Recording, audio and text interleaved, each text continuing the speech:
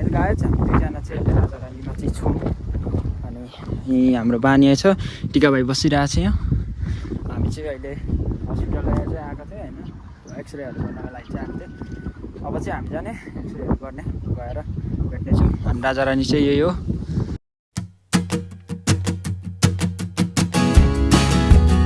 Guys हो। अनि अहिले हामी चाहिँ डाँडा बजारको माथि आएको छौँ, एउटा बारीतिर रहेछ। यहाँ चाहिँ पुरा खेतीबाडी गरिरहेछ। अनि हामी चाहिँ अहिले जङ्गलमा आएको छौँ। यता जङ्गल होइन, टावर रहेछ यता माथिमा चाहिँ, दामी देख्दो रहेछ यो डाँडा बजार, त्यही भएर हेर्न चाहिँ आएको छ। अनि टिका भाइ पनि, हाम्रो टिका भाइ छ, कट्टो लाएर हिँडिरहेको छ। अनि हामी चाहिँ हस्पिटलमा गयौँ र आयौँ। एक्सरे, इसिजी, अनि त्यसपछि पेटको एउटा किरा छ छैन भन्ने हेर्नलाई चाहिँ रगत जाँचहरू सबै गर्नुपर्ने रहेछ। म चाहिँ गरेर आएँ। अहिले चाहिँ म यहाँ माथि डाँडामा आएको छु। अनि डाँडा बजार हो त्यहाँ तल देखिरहेछ।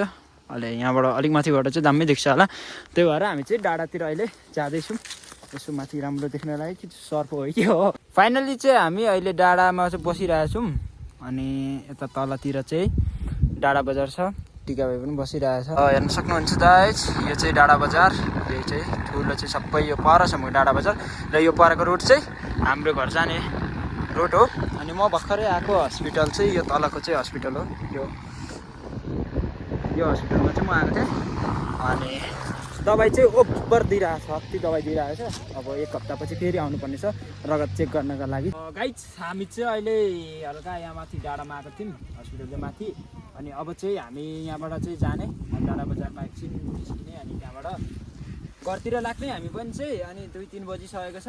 गाइस हामी चाहिँ जानेछौँ। अब यहाँबाट जाने, यताबाट डाँडा बजार छ, डाँडा बजारमा तपाईँहरू भ्यू देखाउँछु। अनि त्यहाँको भ्यूहरू देखाएर चाहिँ त्यहाँबाट हामी चाहिँ जान्छौँ। गाइस डाँडा बजार पुगेर भेट्नेछौँ गाइस। गाइस हामी चाहिँ अहिले लागिसकेको छौँ। अहिले चाहिँ यो हस्पिटलभन्दा अलि यतापट्टिको बाटो चाहिँ हो। अनि हामी चाहिँ अहिले यहाँबाट हिँड्दैछौँ टक्कले। अब डाँडा बजार अलिकति परतिर परेछ, अनि त्यहाँ पुग्छौँ हामी चाहिँ। अब यहाँबाट चाहिँ हिँड्दैछौँ अहिले। I know a man with nothing in his hands, nothing but a rolling stone. He told me about when his house burned down and he lost everything he owned.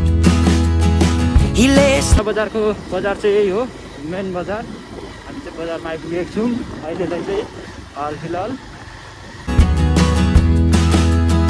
I know a man with nothing in his hands, nothing but a rolling stone. He told me about when his house burned down and he lost everything he owned. He lay asleep for 6 whole weeks. They were gonna ask his mother to choose. When he woke up with nothing, he said, I'll tell you something when you go. एसियाको दोस्रो ठुलो बर भनेर चाहिँ बरको रुख भनेर लेखेको छ, लाप्चेटार खेल मैदान। अनि यसो हामी पनि चाहिँ हेर्नलाई चाहिँ जान आँटिरहेको छौँ। अहिले यता चाहिँ जाने हामी। गाइस बाटो चाहिँ यस्तो छ। अनि हामी चाहिँ अहिले त्यही दोस्रो एसियाकै ठुलो बर भनेको छ। अनि एकपल्ट हेरौँ कस्तो चाहिँ रहेछ भनेर सुनेको पनि चाहिँ।